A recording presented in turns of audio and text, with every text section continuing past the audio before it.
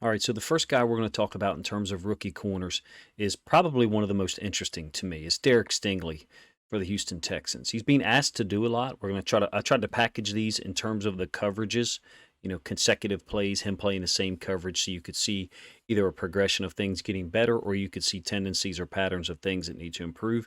One thing I've noticed is he's played better the closer to the goal line he is. Uh, when he's been able to be a little bit more attached to receivers, a little bit more physical, he's played better. You'll get at least three examples here. I'm not sure why that is. Am I saying that this is the coverage he needs to be playing at the midfield, at the 50-yard line area? Well, no, because he's been beat a couple of times deep as well. 30 tackles on the year, 9 passes defensed. You see one of them here. The athleticism, the competitiveness, the toughness, the willingness to compete even after he's been beat once or twice, I think is all there with Derek Stingley. Again, very competitive in the red zone, down in the goal line, made multiple plays, the best play of which is coming up. It'll be the third play I showed you. This is man-to-man against Alec Pierce of the Colts. And yeah, there is a moment here where Pierce, looks like he's going to be open, coming down here towards the E. If the ball is out, a little bit sooner, Stingley's able to recover and knock the pass away. He's a competitor. Is he a number one corner? Is he a number two corner? I don't know. I don't get into those discussions. I just know he's playing hard. He's playing well in a lot of situations, in a lot of different coverage situations that they're putting him in.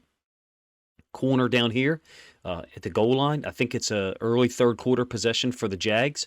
They're going to do this like, I call it a cheat play, where the running back and the quarterback, both go out to the same side. And Stingley recognizes that there's no one for him to cover. The running back goes out into the flat. Somebody picks him up.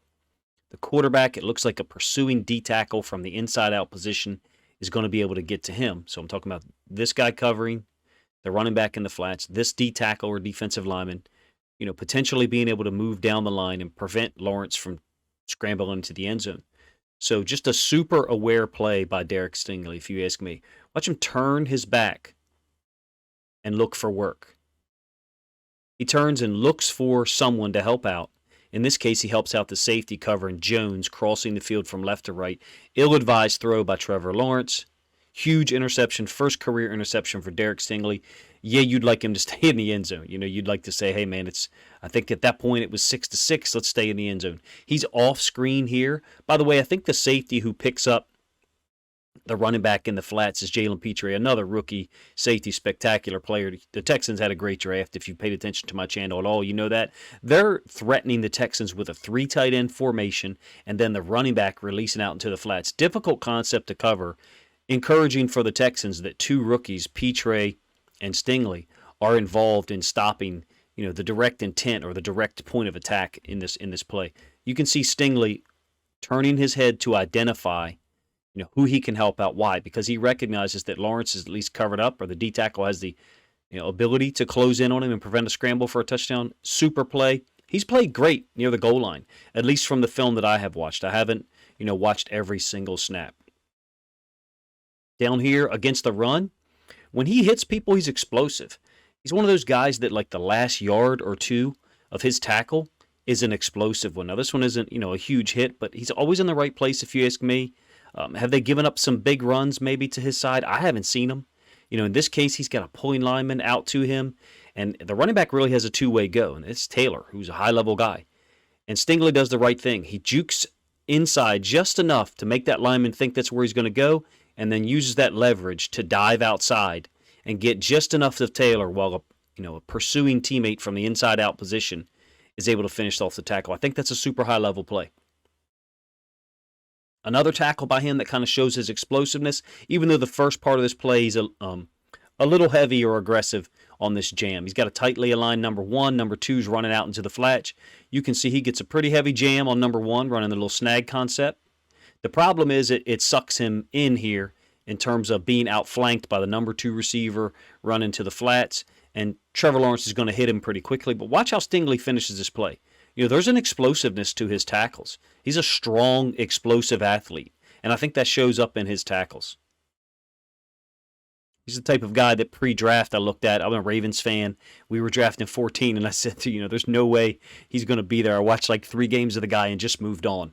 All right, a couple of the coverage things they use. They play a lot of this like 3 deep, where they line up in a too high look and they drop a safety down. There is certainly a lot of cushion here by Tariq Stingley in terms of allowing Pittman to catch this ball, unobstructed. However, and this is not the first example of this. There's multiple examples where I'm not sure what coverage they're playing with what the reactions are in some of these guys, these inside linebackers, second-level defenders. The line of scrimmage was the 26. The linebackers' heels are on the 30. Watch how much space there is between the receiver and the first level of the Texans defenders. Yeah, there is too much room here for Tariq Stingley, leaving him, no doubt about it. But there's no one to be in any passing lane. There's nothing to inhibit Ryan from just throwing this ball right over the middle. It's one of the coverages they've played that I think Stingley has not played the best. I have to admit that. He's up top here. Again, off position. You're going to get this deep in route, like a deep curl by the number 1. And there's just too much cushion there. I'm glad that, he's not giving up big plays, other than Courtland Sutton against Denver. Courtland Sutton was a matchup problem for him. Size, explosiveness, catch radius. Having said that, I think there's some times where he's a little slow in processing and then putting his foot in the ground and recognizing the route. Now, they've also got, multiple complementary routes the Jags ran at him. I'll show you the smash concept they ran at him like 4 times a little later in the video. This is clearly not smash because you've got vertical releases by both of these guys. So I feel like there's no reason for him not to jump this once the receiver makes his turn. He's also trying to get eyes on the quarterback and recognize when the ball is thrown. Heavy tackler. He's there after the ball is caught. Not being too, I don't think I'm being too judgmental of him in some of these coverages. Here he is man-to-man against Sutton, the number 1 receiver for the Broncos. Big, underrated guy. I offer to you that he hasn't been as impressive in the previous coverage I showed you, the kind of outside leverage, almost a 3-high look, even though the underneath coverage hasn't been consistent. It certainly didn't look like cover 3 on a couple of those. And then this one, he gets turned around. Just too much room for Sutton. I thought Sutton gave him a lot of problems that week. Too many easy catches. I think he had 2 defensive pass interference calls. Only thing to say about it is, he is a good tackler. He's able to finish it off and at least not let him get too many yards after the catch. Down here at the bottom side of the screen, it's going to be another, good catch for Sutton. Russell Wilson seemed to be just looking over there pre-snap and just deciding where to go with the football based on the route because he liked his matchup. Does it mean that Tariq Stingley can't play? Well, no. Courtland Sutton does this to a lot of guys. It just means that he has some adjustments to make when he's asked to play this coverage against bigger, stronger receivers. I thought he did compete. The first play I showed you in this video was him competing against Sutton and having a pass defended down there near the goal line. But in the middle of the field, there was just too much space for him to be covering a big guy like that. All right, back to the Jaguars game. I think week 5. Stingley and the Texans had a bye in week 6. They played a lot of this Tampa too. This one he didn't play great. Just a little smash in concept. Number 1, Jones running in. I think the tight end, number 2, running the corner route. And he gets sucked in on it, and they throw it over the top of him. Typical cover 2 beater where you read the corner. In this case, Trevor Lawrence saw Stingley get sucked in too far to the top of the numbers and delivered the football. They attacked him with this concept multiple times. Here's another example of him playing Tampa 2 up at the top of the screen to the single receiver side, backside of trips. Trevor Lawrence never looked over there. Stingley is not the only guy who does this, makes a man turn initially, and then now you can see so he man turned towards the sideline and then pulls back to sit in the flats because he knows he has the safety help over the top on that vertical by number 1, the only threat to his side. Ends up being an incomplete pass. I kind of would have liked to have seen him. I wish they had thrown it over there. I'd like to see Stingley be threatened a little bit more when he's playing the flats. Another example of Tampa 2. Again, he's on the left side. Jams number 1 in. And then again, he's got this kind of slot fade going on. So it's smash with the running back. And then the slot running the fade corner. And then number 1 is the bait. They're trying to draw him in and then read Stingley. I think he plays this a little bit better. There's maybe an extra step here right there around the 42, something like that. But he knows he's being read. I think he recognizes right now with one's going in And I think he's got pretty good awareness of routes. That's the thing about Derek Stingley, I think, that's really high level. They're asking him to play a lot of coverages. No different than most DBs in the NFL, if you ask me. But I think he's got a high level of awareness. I think he's going to make more plays. Only got 1 interception in 5 games, but, that doesn't surprise me. I mean, you're dealing with the highest level quarterbacks and receivers there are in the world. All right, again, left-hand side, I think another Tampa 2 coverage. And the cool thing about Stingley, if you ask me, is he's making adjustments in-game. I think he's playing this one better. Certainly the first one I showed you of Tampa 2, where he got sucked inside, he didn't play that very well. The second one I showed you, a little bit better. And this one I think is even better than the second one. A little bit tighter coverage. You can see that you've definitely got a receiver open out into the flats, no problem. It's late in the game here, to be honest with you. I think at this point the Texans are up 13-6. Let me know what you think in the comment section of how he's playing some of this Tampa 2 stuff. I think Stingley's got a lot of ability and he's shown a lot of, multiplicity. Late in the game, he's going to get a couple of tackles here on the final plays. I think he had 3 tackles in a row, to be honest with you. This is like a hook and lateral, and he doesn't get fooled by it, ends up making the tackle. And then the final play for Stingley is going to be a challenge up the right sideline. Let me know what you think of his play. We got a lot of rookie corners to go over. This is one of my favorite things I've tried to do this year, look at multiple players from the same position. I wish they had caught that ball. It would have been a brilliant end to the game. Thought the Texans had a great defensive strategy, great offensive strategy, all fit together. Again, kind of like a little, corner route to the sideline, trying to get near midfield, presumably, I guess, to set up like a Hail Mary, and Derek Stingley's having none of it. I think he's playing pretty well so far this year. Obviously, a high first-round draft pick, so the expectation level is high. And I think he's living up to the billing in most situations. Let me know what you think of Derek Stingley. He's the first rookie corner that we're talking about in this video, trying to determine who the best rookie corner is in the NFL through 6 weeks. All right, the second guy we're going to talk about in terms of the best rookie corners in the NFL so far is the Bills rookie Kaiir Elam out of Florida, 23rd pick in the first round. This is a guy who, I have the least amount of film of, and also, too, on top of that, I think he's having more impact than the statistics show. That Bills defense is complete. Of course, they just went in and beat Kansas City on Sunday. I think Elam hasn't been targeted a ton. I think 27 tackles overall, 1 interception, which you see here. I think they're really playing games with Kenny Pickett at this point, to be honest with you. Letting him think something is there that is not, and this ball is not thrown anywhere near where it should be against this Tampa 2. The trajectory of it is poor, but look at the ball skills. Kaiir Elam at a pretty high level at Florida against some really good teams in the SEC. He's one of those guys that I thought the Ravens would be looking at in the second round. Again, this is a Ravens channel, if you didn't hear me when I was talking about Derek Stingley. I thought would be available for the Ravens possibly in the second round, depending on where they ended up picking. But the Bills thought otherwise, and you can't blame them. 6'2", 200 pounds, good tackler, pretty good man coverage guy. And in the Bills scheme, I believe they play a lot of quarters, split field stuff. They're hiding their Tampa 2 look here. You got a safety, number 3, who bailed out late. Then you got a Mike backer. I don't think Edmonds played in this game. This is 53, who's running the pipe. And then you've got your other half field safety right here. Elam is kind of playing this in a under trail position, but it's not trail man, certainly. It's a Tampa 2 where he's just letting the receiver run on the inside of him because he knows he has high safety help. The Bills play at an extremely high level. They're very intelligent. They understand leverage.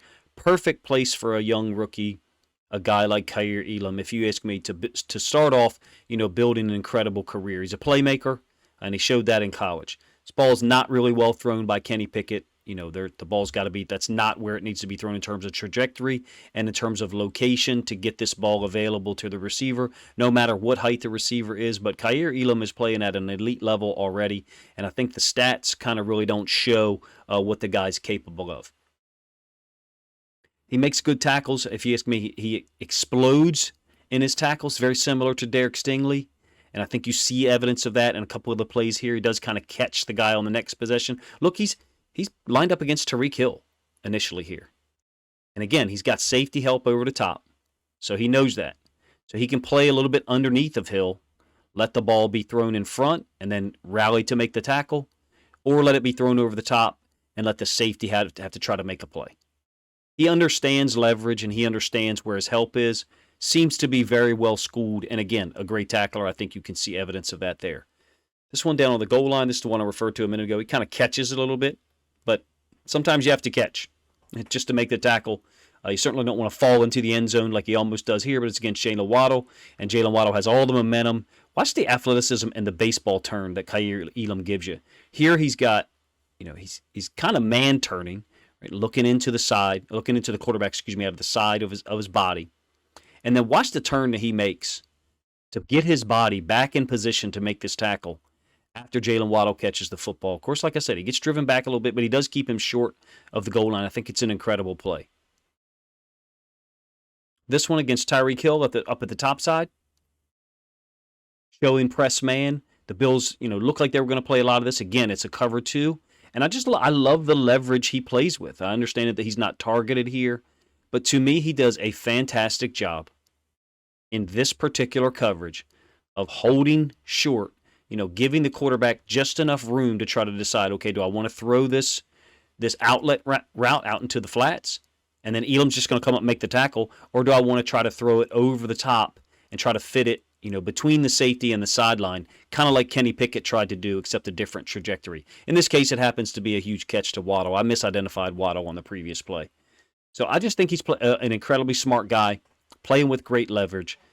And I don't know if he's playing similar coverages to what he played in Florida, but when you watch Kaiir Elam, and I had about 12 plays that I cut down to 4 or 5 here, when you watch him, it looks like he's been playing these coverages his whole career.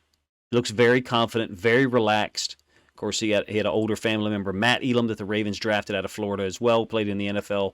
And I think they had another family member who played in the NFL as well. Super high-level athlete, great tackler. I don't think he's the best rookie corner in the NFL right now in terms of production, in terms of what he's done, but I think he's very steady, and he's exactly what the Bills needed for their defense, someone they could draft late in the first round and get a high level of production out of him. And if everyone's healthy, at this point, he might not even be a starter for them. That's how many good quality players the Bills have on that defense. Let me know what you think of Kaiir Elam in the comments section. The next rookie corner we're going to talk about in terms of the top 5 rookie corners in the NFL right now is Jack Jones from the Patriots. And he's the guy that I guess you would say no one would have predicted would be on this list. To a certain extent, Tariq Woolen falls into that category as well. No one would have expected Tariq Woolen to have 4 interceptions, 2 forced fumbles, a block kick, or 2 fumble recoveries, and 1 fumble forced. Jack Jones is in the same boat, late round draft pick. Didn't become a starter, I think, until week 3 or week 4. I know that he did play against the Ravens because I remember hearing his name talked about because it's a Ravens channel, so I watch all the games, obviously. Jack Jones has elite instincts, play recognition, read ability, whatever you want to call it. Okay, now this first one is just a mesh concept. He's just in man. He just seems very smooth to me. The Patriots are really good on a lot of these rub pick concepts because they have a layering of their man coverage. Bill Belichick has always been a man-free guy, not by definition or not by default, but he utilizes man-free a lot, particularly on third downs. And maybe it's because Brady and their offense for so many years used the pick and the rub concept so expertly that their defense doesn't seem to be bothered by it. Jack Jones, meanwhile, doesn't seem to be bothered by anything. I really hadn't seen film of this guy at all until about a week ago. Everything he does is impressive, even when he gives up yards, and I'll kind of talk about that a little bit later. All of the rookie DBs are struggling with it, with one type of route, maybe 2. But what I like about Jones is he seems so unbothered by everything. Here he is playing man on a slot receiver. He was putting his mouthpiece in at the beginning of the play. Looks like he came onto the field late. Great coverage. Doesn't seem to be bothered at all. The quarterback gets just enough time to deliver the football. And I love the discipline. A lot of rookie DBs don't. A lot of DBs, period. They would avert their eyes now because they feel like they're in good coverage relationship. So they'll go ahead and look back, and that's just poor eye discipline. Not Jack Jones, man. That's one of the things that he's got, if you ask me. Besides the ball skills, besides the jumping ability, he didn't intercept this football, but it was close. Him, the safety, and the receiver, who essentially the receiver is just playing DB at this point, trying to make sure nobody else catches the ball. Elite athletic ability for a smaller guy, don't get me wrong. So very different from Tariq Woolen or Ahmad Gardner. But the recognition, the ability to pattern read and then respond to the routes, there's a lot to say about the Patriots' coverage of this. There's a lot to say about Jack Jones getting his 2 feet in bounds. Unbelievable play. Got to point out, I'm a linebacker guy. That's the part of the game that I think I see the fastest, and I think I recognize. Check out this linebacker. You're going to get the number one receiver running like a seam, kind of like just inside the top of the numbers. Number two receiver, the tight end, whose name I can never pronounce, running a wheel up the sideline. Watch Jones' recognition of that, and then simultaneously, check out this linebacker. Once he reads pass, turns his back to the quarterback, gets underneath the route. What does that do? It helps Jack Jones out, forces the quarterback to throw it over the top of the linebacker. As he's getting rid of the football, look at what Goff's got to navigate. He's trying to throw this football up here. You could say, well, coach, it looks like the seam is open. I agree. But he's made his decision, and that's where he's throwing the football. I'm talking about the coverage that the linebacker gives and this corner, not necessarily the safety, because we're talking about Jack Jones at this point in time. He's helped by the linebacker level. He's helped by the second-level defender who turns his back, gets underneath the route, and then also challenges the tight end. Patriots coverage has been, very solid, if you ask me, in a lot of situations. Here's the inside linebacker that I'm talking about. And Jack Jones just fits into that team philosophy that they have. Regardless of, this is a Ravens channel and what we think of the Patriots as an organization, they teach things well. And Jack Jones is a guy who fits into that structure with athletic ability, with recognition. I think a lot of times instincts are mislabeled. Things are mislabeled as instincts that is just play recognition and the read. And I'm going to go back to the All-22 to show you what I mean. Unbelievable catch. And then getting 1 and then 2 feet in bounds. Those old unis look kind of unique if you ask me. All right, so play recognition, instincts, read, whatever. If you're reading 1 and you're the corner, what does that tell you? Well, it doesn't necessarily tell me a lot. We could be getting, along with that vertical, we could get this by the number 2. We could get a wheel, which is what we actually have. You could get, a China out or a whip route, whatever. That's not what he's reading. He's reading 2. He's reading the tight end running the wheel. He understands that 1 isn't going to run this route. He's not going to be threatened by 1. So he allows mentally number 1 to be passed off to the safety. I'm not telling you that the safety plays it well, to be honest with you. As he gets this, essentially, it's a go switch. So this is a go seam route.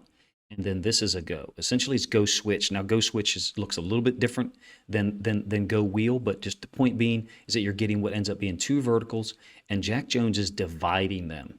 So here's the number 1 receiver going vertical, who's now number 2, and here's the number 2 receiver going vertical. Look at Jack Jones's alignment. Look where he's fitting this. He's dividing it. Why? Well, he's got the sideline as a defender up here.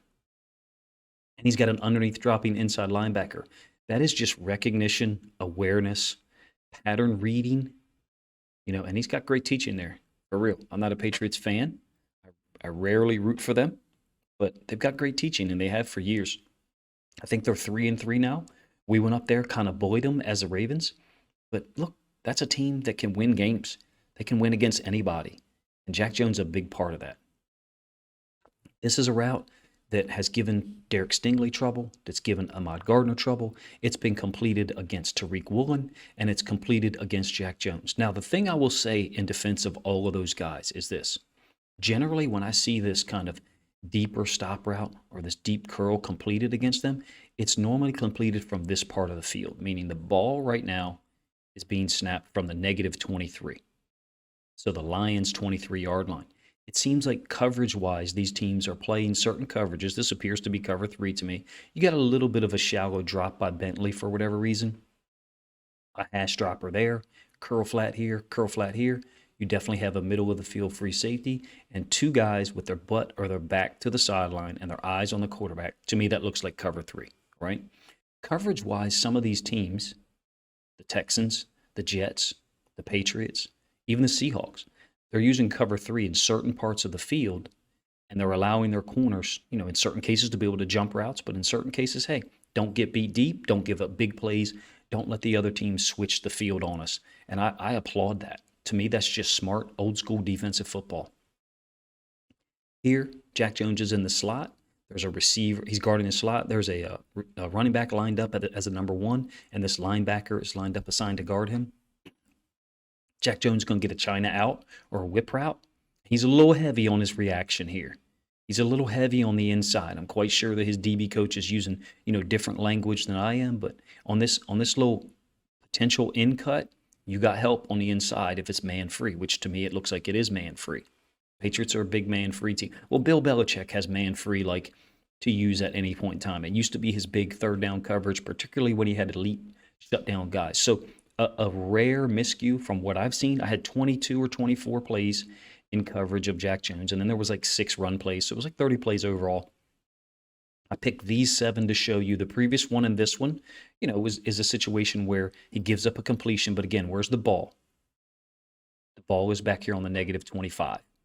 He doesn't seem to be a guy who's given up completions on third down, and he doesn't seem to be a guy who's given up completions when the other team is in the red zone. All right, last 2 plays, unbelievable recognition, readability, whatever you want to call it. Whether he's reading the end man on the line of scrimmage, whether he's reading the number 3 receiver or the 2, you never know, to be honest with you, because, well, unless you're in their meeting rooms, then you know. But he sees something that leads him to the screen. Simultaneous to that, they get a great job by one of the really most underrated football players in the league, if you ask me. This little number 21 for the Patriots. I love his game. Play some linebacker, play some safety. He's playing out in space here. I think he forces the fumble, but I think Jack Jones might get credit for it. But 21 makes the initial contact. Jack Jones appears to have really sticky hands, and he's very strong because even after this, video stops, just so you know, he ends up holding on to the football. No one strips it from him. And then this final play, if you ask me, is another illustration of his play recognition, his understanding coverages, and what will be available to the quarterback and the receiver. This is Aaron Rodgers, the Aaron Rodgers. Ball's thrown from the other side of the field on a 3rd and 10. I mean, they say run the route for him, but he not only ran the route for him, like Lazard had 0 chance to make this catch. Now, what's he reading that tells him this? I don't know. He could be reading quarterback, but so far he hasn't looked at the quarterback at all. To me, he's just reading receiver, number 1, and he's seeing him put his foot in the ground, and then he's just undercutting it. It's a 3rd and 9. I offered to you that one of the things that's really good about him as compared to even guys like Gardner and Stingley is he hasn't given up big plays yet. Doing this, eventually, you'll get a double move and somebody will snake up the sideline and maybe get a big play on you. Hasn't happened yet, though. Things like this have happened often. Elite guy, for the rookie level in terms of his transition to the NFL. I think he's 24, or maybe he just turned 25 years old. One of my favorite players to watch film of. I knew that Ahmad Gardner would be great. I knew that Tariq Stingley would be very good and, maybe have some moments. I feel like some of the coverages Stingley is playing are not necessarily suited to his physical ability. Tariq Woolen has physical traits. I never would have predicted his level of play at all. Kaiir Elam, I thought was a 50-50 in terms of whether he would have impact as a rookie. This guy would have never been on my radar. And it just shows you how much fun the draft is and how amazing it is when teams are able to do research on a player, find a gem just like him, just like Tariq Woolen, as opposed to Stingley and Gardner. Everybody knew they were going to be great. Even Kaiir Elam, drafted 23 by the Bills. The expectation is that he'd be able to play at a high level. What this guy has given the Patriots, if you ask me, is extremely unique, and the playmaking ability so far has only been matched by Tariq Woolen's ridiculous performance so far. Third guy to talk about in terms of the conversation of who is the best rookie corner in the NFL in 2022 is Ahmad Gardner. I'm not sure how he can't be one of the first top 2 or 3 guys, no matter what your vote is overall.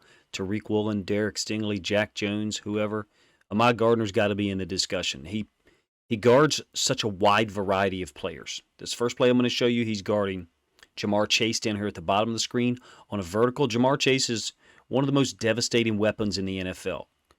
Catches back shoulder fades, catches underneath routes, takes them to the house or turns them into big gains. Beats people vertically.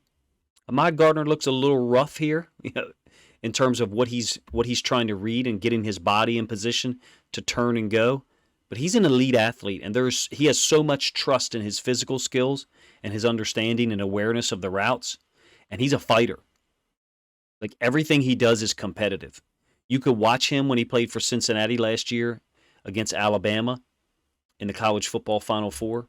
He just believes he's going to win every battle. It hasn't been true in the NFL. There's been some guys make catches on him, and I'll show you at least 2 here later on in the video.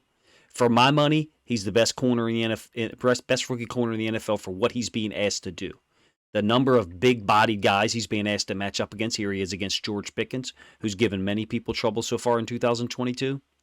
Ahmad Gardner's great at getting on a leverage side. Yeah, you'd like him to be able to get his hands up and challenge the football here, but he's physical. Everything he does, if you ask me, is intentional about trying to set a tone for the receiver and let the receiver know, I'm going to make contact with you. I'm going to do it all game. I'm going to put you in uncomfortable positions. I'm going to make it very difficult and challenging for you to make plays against me. It's not going to be any fun to play against Ahmad Gardner, no matter who you are. Ahmad Gardner down here. It's against the Ravens in week 1. You're going to get Mark Andrews on this deep over route from the other side of the field. And the awareness, the recognition to me is just as high a level as the ball skills, the elite playmaking ability, and then, the ability to break up passes at the highest point while his back is turned to the quarterback. Watch what he does post-snap. He understands that you're probably going to get someone going out into the flats, either the running back, Mike Davis, or Pat Ricard chipping and then sliding out into the flats, and he recognizes where Mark Andrews is. Watch him point to a teammate to take the Ricard route, or maybe he's signaling to the safety to take Davis out of the backfield. He's a corner who can behave like a safety because he's got the ability to play in between routes. As good as he is in man, and he's very good, I think he's even better in zone. First play of the season for the Ravens, you got Andrews lined up to his side. Another big body guy, like I said, and Lamar's looking for him initially on this play action. And Gardner's got it covered. There's nothing there. Lamar has to take the short underneath. Hide concept to Bateman out in the flats for a 4-yard gain. To me, that's the impact that Gardner has. Not just when he's challenged, when he's targeted, I guess we'll say. But there's many times in zone where the ball's not thrown near him because he puts himself between two routes. Now, this is man against T. Higgins, who, again, made some plays against him earlier in the Bengals win on the road against the Jets, but this was not one of them. This is a 3rd and 10. Watch him close on the ball, pull it out of Higgins' hands for the incompletion. He's an elite defender. Is he the best rookie corner in the NFL? I don't know. It's close. If you want to take him, Tariq Woolen, Derek Stingley, whatever. First interception, week 5 against Miami. Yeah, there's D-line pressure, and it's a duck that's thrown out there. I understand that, but that's part of the game. If the ball is thrown on a typical trajectory and there's no, D-end here, is it possibly completed out here to the sideline? Yeah, because Stingley. Ahmad Gardner's turned the wrong way right now? Absolutely. But as it was, the ball was up in the air because a D-end, a teammate, did his job. Gardner goes up and gets it for his first career interception.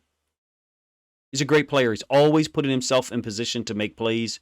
I'm a huge fan of the guy. I thought he was top 2, maybe top 3 players in the draft, and his draft position, if you ask me, recognizes that. All right. Down here at the bottom, how physical he is. He's not targeted here. But watch what he's doing to T. Higgins. Is he going to get some interference calls at some point? Yeah, he is. But what do big-bodied receivers do in the NFL? They bully smaller DBs. They don't do that to Ahmad Gardner. Is he going to get some DPIs, some holding? Sure. But what he's going to do is treat these big receivers in a manner that they're not used to being treated. The only other rookie corner who I think could do that from a physical standpoint is Tariq Woolen, and he's even at a different level in terms of being 6 foot full set and the way the game is officiated now. This is a smash concept. I can only show you the end zone angle. The All-22 has already been used by Baldy and the NFL Network. He's there a little early, obviously, and he has an opportunity for an interception. He plays through contact. I don't know if he's got a basketball background, but he reminds me of those guys that have played a lot of basketball, and they're okay with the level of contact that's out there in basketball, particularly like pickup street basketball, where there's going to be holds, there's going to be bumping, and there's no referee to, kind of dissuade you from doing so by calling ticky-tack fouls. He seems to be a guy that isn't bothered by that at all, and he wants to make receivers be bothered at, if you ask me. All right, couple of things where he's had trouble because of the Jets. I mean, they ask him to play either single high, man free, and they give the Bengals what they want. The Bengals want man free. That's what they want, or even cover 3. And they just want to throw the vertical from the bottom, in between the bottom of the numbers and the sideline, and give Jamar Chase and T. Higgins these matchups. It's a great throw. Excuse me. Sorry about that. It's a great throw and a great catch by T. Higgins. And then I think you get a penalty on the safety for running into him, probably unnecessary roughness. But Gardner's there to challenge it. To me, he's always putting himself in position to challenge and make things difficult on the defense. You have had some situations, this is the second time I've seen this, where him and another receiver are switching off and the communication isn't there. Him and another DB are switching off. In this case, Ja'Marr Chase ends up being wide open on this little slant. At this point, you'd rather just stay in man, Ahmad. Just stay in man. But, we don't know what the Jets' calls are, what their checks were to empty. Ja'Marr Chase and Joe Burrow never get an easier touchdown than that, obviously. Sucks that it came against Ahmad Gardner because, I'm sure that's attributed to him because he was lined up over Ja'Marr Chase. We'll never know the call in terms of, was it supposed to be a switch or what. As good as he is in man, like I said, he's just as good in zone. This is an example. It's a DPI against the safety. For the Jets, you're getting the number one receiver running this kind of sail, and then Andrews running to the sideline. Watch what Gardner's doing. He's staying in between the route concepts. He understands I can be on Andrews for a moment, and then I can retreat to the deeper route. He either does incredible film study or he's just got amazing instincts. He understands that he's got a second-level defender that all he's got to do is be here for a moment, and he is in Gardner, to defend that, and then he can baseball turn and just go to defend the vertical. He's either got great instincts, great film study and awareness, or both. Of course, it was a DPI on the safety. I contend that if the safety doesn't interfere there, Ahmad Gardner is going to be in position to make a play. One of my favorite players to do pre-draft study on because at a certain point, I forget which month it was, there was conversation about Gardner possibly being there at 14 for the Ravens. It was like, are you serious? What am I seeing that you're not? Because my first thought was this is a top 5 pick, but this is my first year really looking at pre-draft stuff, and this is the first guy that, for me, really stuck out. It was the Cincinnati-Alabama game when, they gave everybody trouble, and Williams gave everybody trouble all year long, including the Georgia DBs, but not this guy. He's a unique player, unique size and skill set and awareness. As good as he is in man, I really trust his ability in zone to kind of play in between two routes, force the quarterback to make a decision, and then break on it and give himself a chance to break up the play or maybe make a tackle to jar the ball loose. Super talented player, incredibly high aware guy, seems to be very intelligent on the field. I have no doubt there is some really in-depth film study that goes on with him, his defensive backfield teammates, and their coaches, because you see evidence of it on the field. Let me know if you think Ahmad Gardner is the best rookie corner in the NFL in 2022. He's got to be in the discussion, if you ask me, him, Stingley, and Tariq Woolen. I saved Tariq Woolen for last, and I think it makes sense why. This one has the potential to be 10 minutes in and of itself.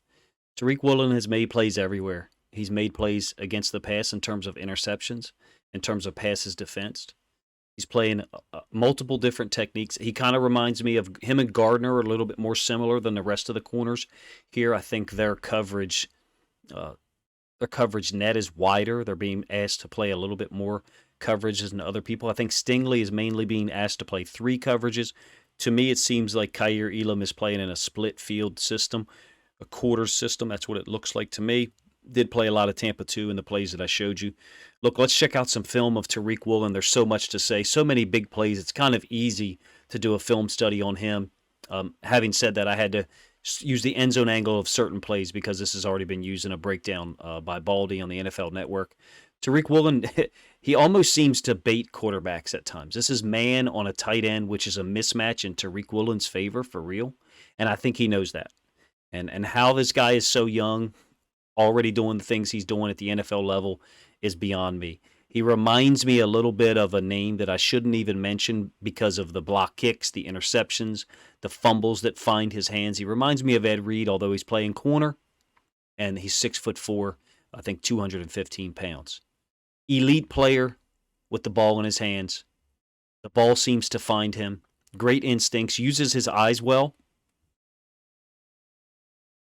makes breaks on the ball that you would think would be more akin to a veteran, and has great ball skills, strength, ability to hold on to the football, good tackler. I'm going to show you his block kick that got returned for a touchdown against San Francisco. There's just so much good to say about Tariq Woolen. Outside of that is the fact that like guys like him performing like this in their first year really makes it enjoyable to go through the draft process because there's gems out there like this. He's a 5th-round draft pick for Seattle, and he's playing at he's not playing at a defensive rookie of the year level. He's playing at a defensive player of the year level, period.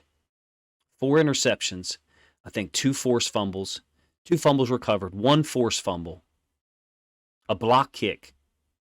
Elite athlete. Given up some completions? Yeah, he has.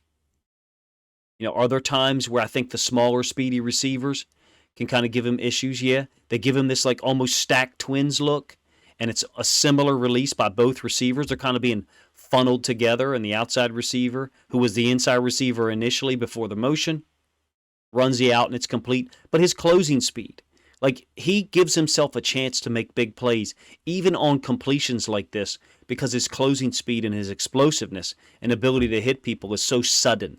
He reminds me of a boxer with knockout power. I don't know if that makes sense to you guys at all, but here he is down here at the bottom of the screen. Some tackling ability. This is Taysom Hill. I think Taysom Hill has 6 touchdowns this year, I believe. I think he had 3 in this game. Maybe my numbers are off on both of those. Tariq Woolen has the athleticism, the power, and the strength to be able to tackle a guy like that. And they got the first down, don't get me wrong. He's a versatile football player. How he slipped to the 5th round, there's got to be a lot of NFL front offices right now that are like, what did we not see here? Up at the top side, he's typically playing on the defense's right. Atlanta's going to run this like pistol option, somewhat similar to what the Ravens do. And Woolen's just holding outside position.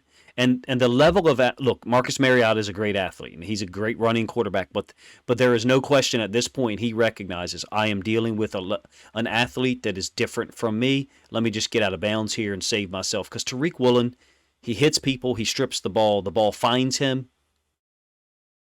I love Ahmad Gardner as a player. I think really highly of Derek Stingley. I'm not sure how I could vote for anyone other than Tariq Woolen to be the best rookie corner in the NFL through 6 weeks. If he keeps up this level of production, not only is he defensive rookie of the year, he's got to be in the running for, defensive player of the year because of the overall impact, the number of times he's getting his hands on the football, and the football's just finding him. By the way, this is a late second quarter fumble that's forced that he picks up, and the very next play, Seattle, I think, is able to score a touchdown. So his impact is being felt not just by their team, and that's crazy. They have DK Metcalf, they have Tyler Lockett. Geno Smith's playing at a high level. He seems to be one of those guys that at some point people are going to say, we need to not throw at him. Now, early in the season, did he have trouble with certain concepts that a lot of young players have trouble with? Yeah. They appear to be playing this like 3 deep shell as zone blitz. You can see this nice delineation of 3 deep, 3 under. I'll rewind this back so you can see what I mean by zone blitz. I think this DB blitzes, so you get a 5-man rush, 3 deep, 3 under. Very clean look at a zone blitz. If it's 3 deep, then you want to say, okay, we're going to pass this off to the safety, and you're going to have to take this sail route to the tight end. That's easier said than done. I've seen the Ravens get beat by that concept. I've seen the Vikings get beat by that concept. I've seen multiple teams get beat by that concept in the last 2 years. It's a touchdown to the Giants. They had a lot of trouble in this game, don't get me wrong. They would not have even scored if it wasn't for a block kick by Tariq Woolen that got taken back to the house. End zone angle, I can't show you the all 22 of this one. Look, watch what he does to this blocker. All right? Now, this is the NFL, though, so this is the way the NFL works. He totally destroys that lead blocker. Utterly annihilates him with his physicality and his technique. Same foot, same shoulder, more power. Annihilates the lead blocker. But the nature of the NFL is such that 1 minute you're the hunter, and the next minute you're the hunted, or the next second you're the hunted, because he gets run over by Jamal Williams. But he gets up, and I don't believe he came off the field. Elite player. Can't wait to see how his career turns out. This is the play that really tells me a whole lot about this guy. This is third quarter. I think they're down 21-0, 26-0, something like that. They lost 27-7, so it's impossible they were down 26-0. Not sure what the score is, but Tariq Woolen is continuing to compete. I don't know. how much longer he'll be on some special teams. At this point, I vote for the best rookie corner in the NFL so far is Tariq Woolen, and it's not even close. Just because of the production he's given the Seahawks, how often he's making plays. I wonder if he's even going to continue to be targeted. The way he's able to play in between zones, very similar to Ahmad Gardner. He's able to play in between zones and then recognize the quarterback's shoulder or the angle of the throw and then break on it. Wonderful football player. For them to get him in the 5th round is amazing. You just hope that someone like this can continue this level of play long enough that he gets that second contract in the NFL. It's worthy of his level of play, and he can create generational wealth for his family and multiple generations behind him. Great player at 6'4". Looks like a guy, nobody's saying this yet, looks like a guy that could play offense at some point. I mean, how many guys in the NFL do you say that about? Dion, a couple others. He looks like someone that they could put on offense and might be able to have an impact. I guess Devin Hester, right? A couple of other guys. Let me know who your vote is for best rookie corner in the NFL. If you pick Ahmad Gardner, I'm not going to argue with you. If you pick Tariq Stingley, not going to argue with you either. Jack Jones playing at a high level. Don't get me wrong. Kaiir, Elam doing exactly what the Bills need him to do. Tariq Woolen is my vote, and I just don't know how you can pick anybody else. Appreciate you guys checking out the video. I know this was a long one, but I wanted to get some film out. This was a unique idea, concept idea. I'd like to do another one next week about the best rookie edge defenders in the NFL. Let me know what you guys think of the concept idea. It would certainly be a longer video, almost like a podcast style with video associated with it. Appreciate you guys' time.